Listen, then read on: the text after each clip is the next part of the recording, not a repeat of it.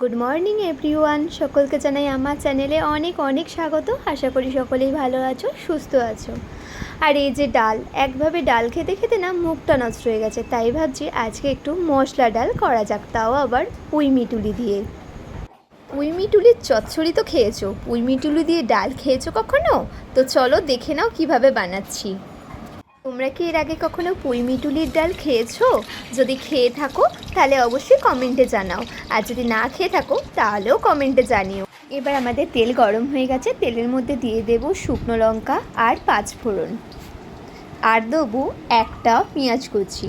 পেঁয়াজটা লাল লাল করে ভাজা হয়ে গেলে দিয়ে দেব পুঁইমিটুলিটা দিয়েও খানিকক্ষণ নেড়ে চেড়ে একটু ভেজে নেব। তারপর দিয়ে দেব নুন মিষ্টি। আজকে আমার এই রেসিপিটা যদি ভালো লেগে থাকে তাহলে অবশ্যই কিন্তু লাইক করতে ভুলো না। আর তোমরা কোথা থেকে আমার ভিডিওটা দেখছো অবশ্যই কমেন্টে জানিও। তোমাদের কমেন্টের অপেক্ষায় আমি থাকবো এবং আমি কথা দিচ্ছি সবাইকে রিপ্লাই করে আসবো।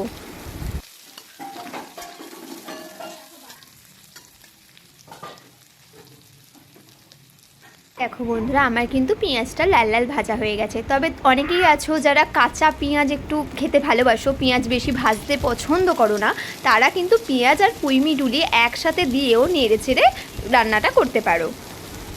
5 মিনিট মতো নেড়ে ছেড়ে নিয়েছি। দেখো পুঁইমিটুলিগুলো কালারগুলো কিন্তু একটু চেঞ্জ হয়ে গেছে। এখন আমি দিয়ে দেব নুন, মিষ্টি, হলুদ, জিরে গুঁড়ো আর লঙ্কার গুঁড়ো সামান্য। তো দিয়ে ভালো করে এবার এটাকে কষে নেব। তারপর দিয়ে দেব আমাদের মুসুর ডাল। আমি এখানে 1 কাপ মতন মুসুর ডাল নিয়েছি।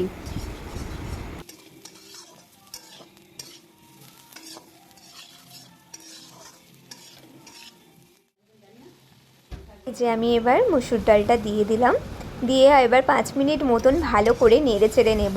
তারপর দিয়ে দেব টমেটো কুচি। টমেটোটা তোমরা চাইলে দিতেও পারো, নাও দিতে পারো।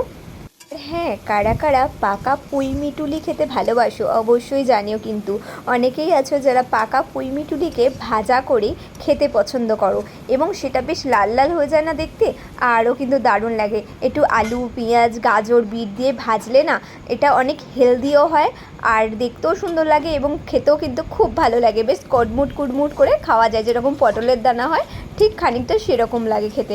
তোমরা কি খেয়েছো অবশ্যই কমেন্টে জানিও। আমি কিন্তু খেয়েছি এবং আমার খুব ভালোও লাগে। এই দেখো বন্ধুরা, আমার কিন্তু 10 মিনিট হয়ে গেছে এইভাবে আমি কষছি ডালটাকে দিয়ে। আর আমি গরম জল বসিয়ে দিয়েছি, এবারে আমি কিন্তু ডালটার মধ্যে গরম জল দিয়ে দেবো। তো দেখো বন্ধুরা, আমার কিন্তু এখানে জলও গরম হয়ে গেছে। চলো এবার জলটা আমি ডালের মধ্যে দিয়ে দিই। আর ডালটা আর পুঁইমিটুলিটা সেদ্ধ হলে কিন্তু আমাদের মশলা ডাল একদম রেডি হয়ে যাবে। ডাল কিন্তু অনেক কিছু সবজি দিয়েই বানানো যায়। তো আজকের এটা কেমন লাগলো অবশ্যই জানিও, আর ভালো লাগলে অবশ্যই লাইক করে দিও। আর ওদিকে মা বাড়িতে নিয়ে এসেছে জ্যান্ত মুরগি। কেন কি জানি, চলো দেখে নিই। আসলে মা এটা কালকের জন্য নিয়ে এসেছে, কালকে আমাদের রান্না হবে বলে।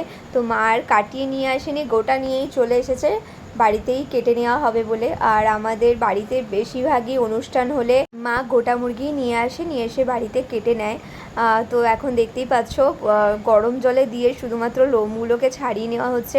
আর এই ছালটাই কিন্তু ছাড়িয়ে ফেলে দেওয়া হলে না কতটা ওজন মুরগির কমে যায়। আর এই ছালটা আছে বলে মুরগির কিন্তু পুরো ওজনটা আমরা পেয়ে যাই। তো এই কারণে মা আর কোনো কিছুই বাদ না দিয়ে গোটা মুরগি নিয়েই চলে এসেছে। তো এখন মা দেখো লোমগুলো দুজনে মিলে ছাড়িয়ে নিয়েছি, আর মা এই চামড়াটাকে আলাদা করে দিচ্ছে এখন এটা মুরগির থেকে।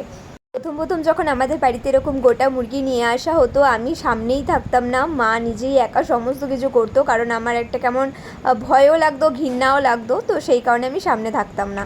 তো তোমাদের বাড়িতে এরকম গোটা মুরগি নিয়ে আসা হয় কি না অবশ্যই কিন্তু কমেন্টে জানিও।